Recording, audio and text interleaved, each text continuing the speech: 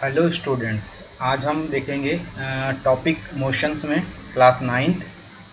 इसमें जो एक्सरसाइज में जो प्रॉब्लम्स हैं उसके बारे में हम लोग यहाँ डिस्कस कर रहे हैं। ठीक है, तो जैसे कि इस एक्सरसाइज का जो फर्स्ट प्रॉब्लम है वो आपको स्क्रीन पर दिखाई दे रहा होगा।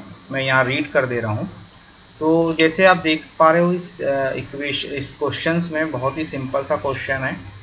तो इस क्वेश्चन को हम कैसे बना पाएंगे, किस टाइप से इसको हम इसका सॉल्यूशन यहाँ पर बनाएंगे, तो उसको आपको समझना है। और अगर कुछ दिक्कत होती है तो मुझे कमेंट करिएगा।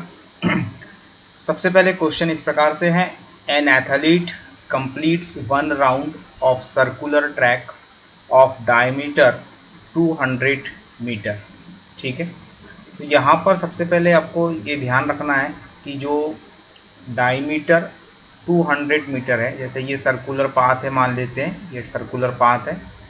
तो जो कोई एथलीट है वो क्या काम कर रहा है, सर्कुलर ट्रैक जिसका डायमीटर, जैसे हम डायमीटर कहते हैं, ठीक है, ये डायमीटर है। इस डायमीटर की जो लेंथ दे रखी है, मतलब डायमीटर की जो वैल्यू दे रखी है, मतलब डी जो दिया रखा है यहाँ पर 200 मीटर के आसपास दिया रहा है। ठीक है, तो ये कह रहा है कि कोई एथलीट है जो क्या काम कर रहा है, एक राउंड जो होता है, one round of circular track of diameter 200 metre in 40 seconds. ठीक है,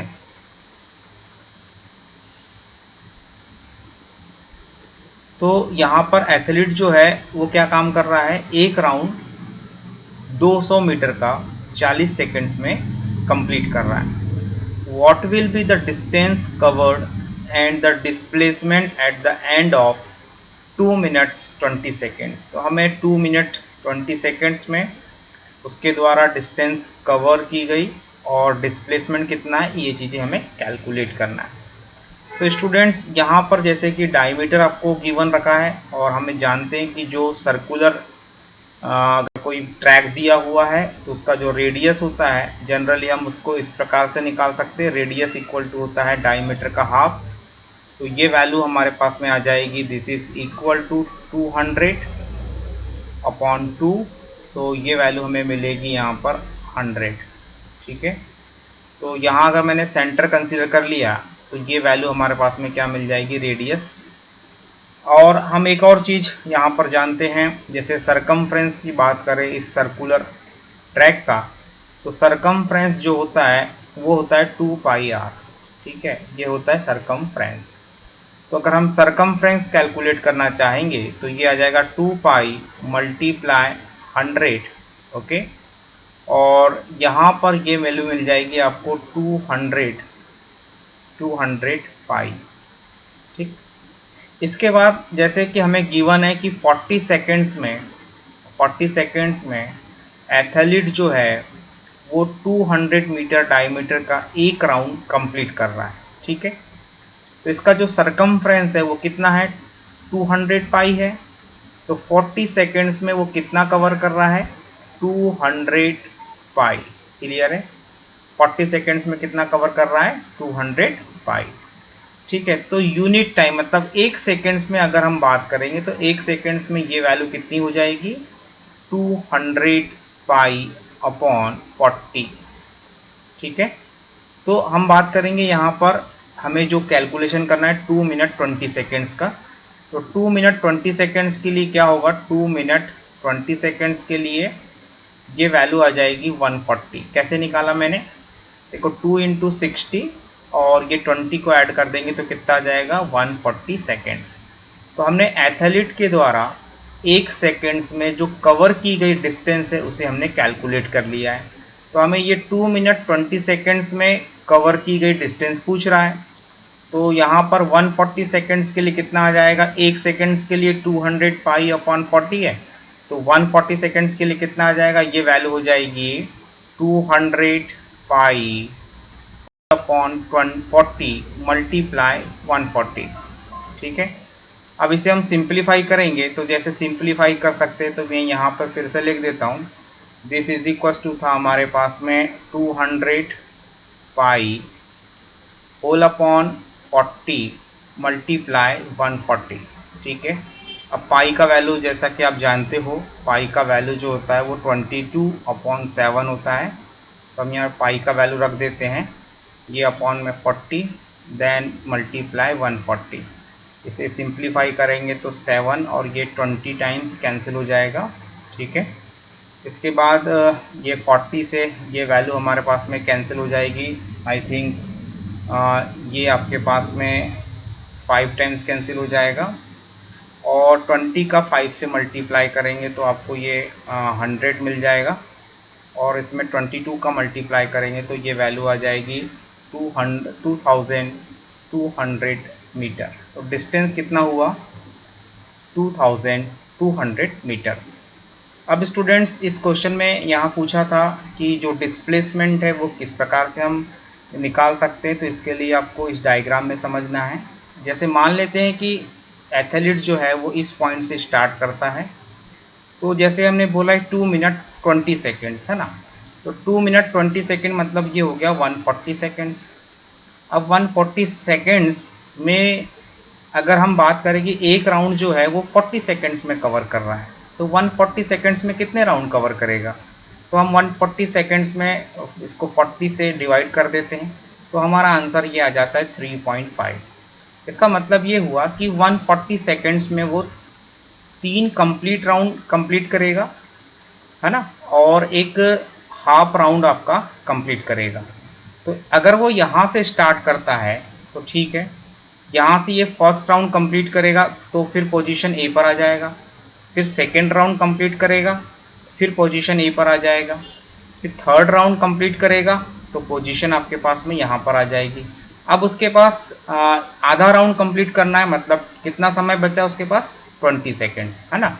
तो 20 सेकेंड्स में वो क्या काम करेगा? 20 सेकेंड्स में वो उसकी पोजीशन कहाँ होगी? जिसके जस्ट अपोजिट, मतलब यहाँ पर आ जाएगी, जस्ट अपोजिट।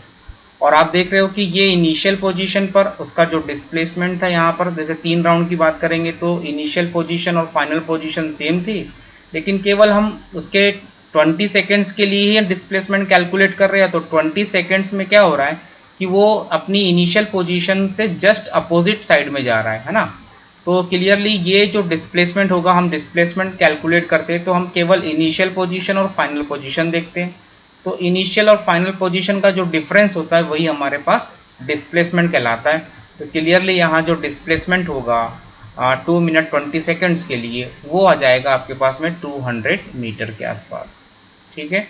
तो हमने यहाँ डिस्प्लेसमेंट कैलकुलेट कर लिया 200 मीटर, और डिस्टेंस हमने कवर कर लिया, यहाँ पर कैलकुलेट कर लिया 2200 मीटर के आसपास।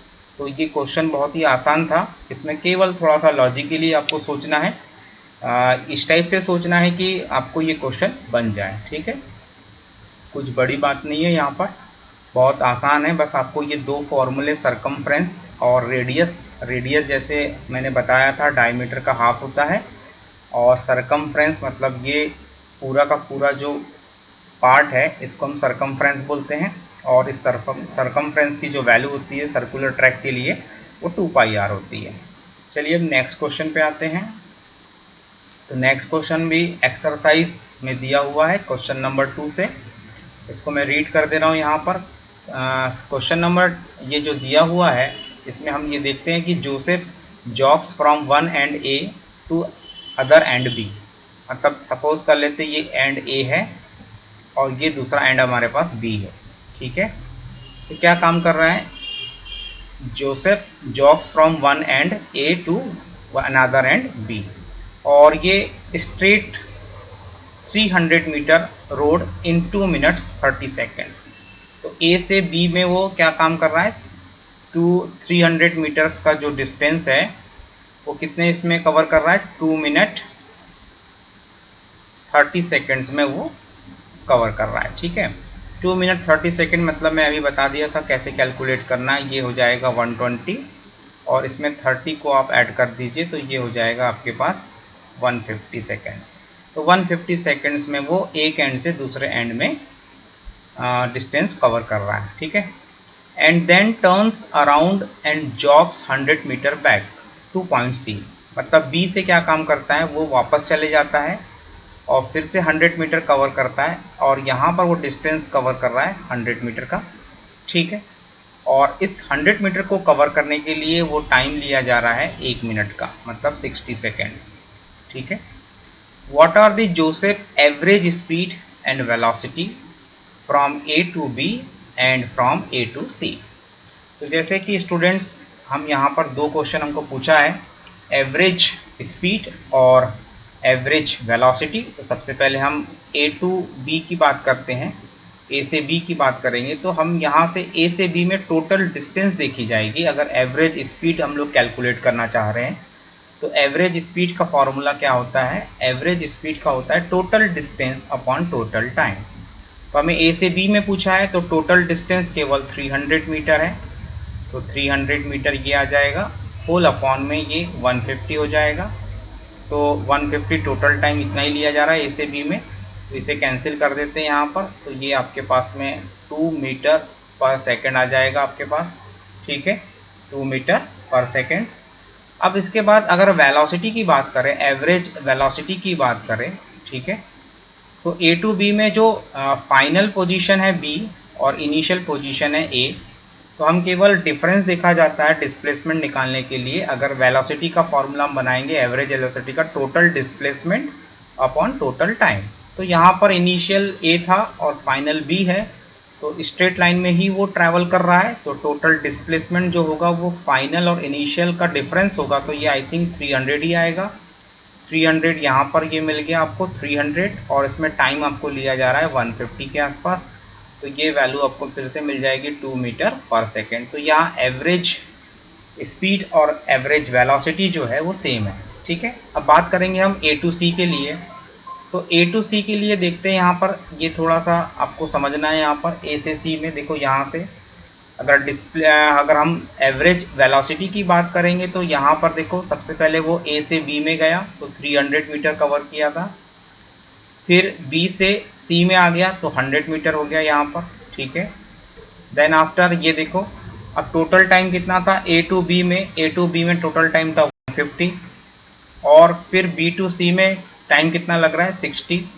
तो ये आ जाएगा आपके पास में 400 होल अपॉन कितना आ जाएगा 210, ठीक है, 210। क्लियर है यहाँ पर। तो इसे सिंप्लीफाई कर सकते हैं आप। तो ये वैल्यू आपको मिल जाएगी, ये वैल्यू आपको मिल जाएगी 1.90, ठीक है, 90 मीटर पर सेकेंड। तो ये था एवरेज स्पीड के बारे में। और अगर वेलोसिटी की बात करें तो वेलोसिटी के लिए भी हमें डिस्प्लेसमेंट निकालना पड़ेगा, है ना। तो हम डिस्प्लेसमेंट निकालते हैं, इसके लिए देखो कैसे निकालेंगे डिस्प्लेसमेंट। तो यहाँ पर जैसे डिस्प्लेसमेंट की बात करेंगे तो मैंने फिर से डायग्राम आपको बना देता हूँ। यहाँ पर हमने 3 पॉइंट्स कंसिडर किए हैं, एक पॉइंट ए, दूसरा पॉइंट सी है और तीसरा पॉइंट आपका बी है। तो ए से सी में आपका 300 मीटर है और इसमें टाइम लिया जा रहा है 150 सेकेंड्स का, और बी टू सी में आपके पास 100 मीटर है और इसमें जो टाइम लिया जा रहा है वो 1 मिनट या 60 सेकेंड्स का, ठीक है। तो ये फाइनल पोजीशन है, उसके बाद ये इनिशियल पोजीशन होगी, है ना। तो यही आपका डिस्प्लेसमेंट होगा AC, हमें AC निकालना है। तो ये हो जाएगा average velocity. Average velocity equal to क्या हो जाएगा हमारे पास में, AC की वैल्यू कैसे निकालेंगे देखो। तो अगर हम AB इक्वल टू देखते हैं यहाँ पर, तो AB इक्वल टू हो जाएगा हमारे पास AC प्लस BC। इस टाइप से आप कैलकुलेट कर लेते हैं। तो ये होगा AB माइनस BC, ठीक है। तो AB आपका कितना था 300 और BC आपका कितना है 100, तो ये मिला के आ जाएगा 200, ठीक है। और इसमें टोटल टाइम जो है वो C तक पहुंचने में, उसे फाइनल पोजीशन एक्वायर करने में इतना ही टाइम लग रहा है 210 का। तो ये आंसर आपके पास आ जाएगा 0.95 मीटर पर सेकेंड, ठीक है।